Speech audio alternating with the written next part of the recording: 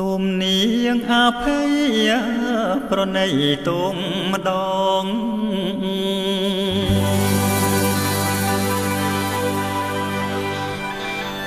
បានជា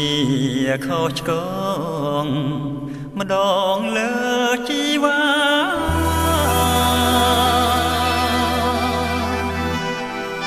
ព្រោះតែ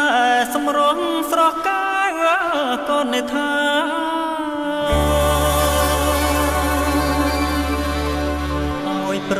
ប្រាថ្នាមិនមកមិនបាន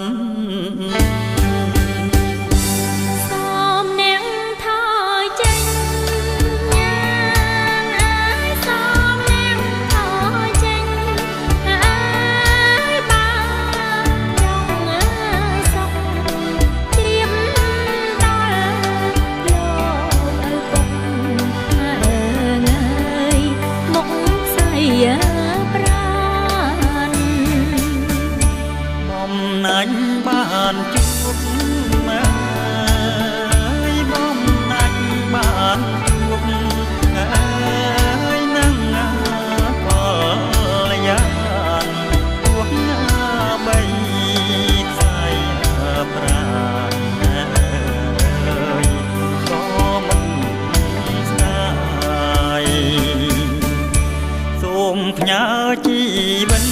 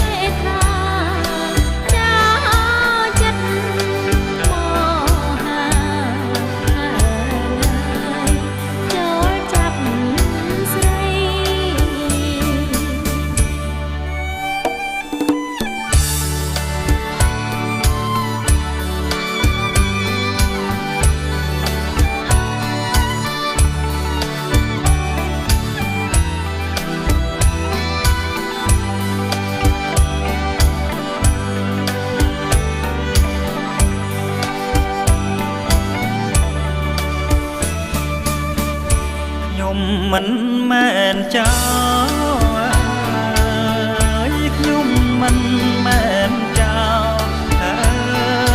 ទេពីសេចពិតណាជាដៃស្រីបើគ្នាឲ្យ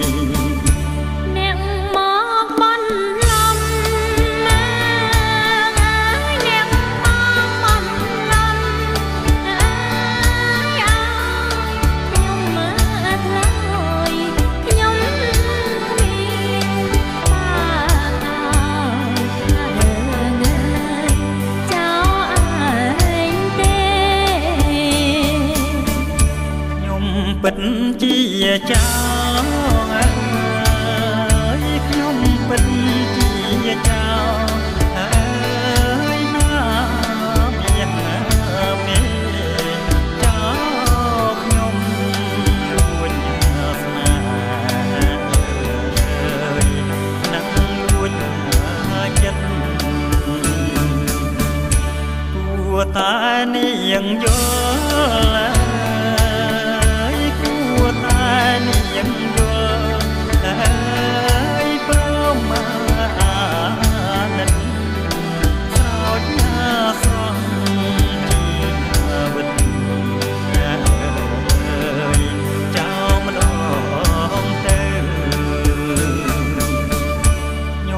ចាញ់សមរស់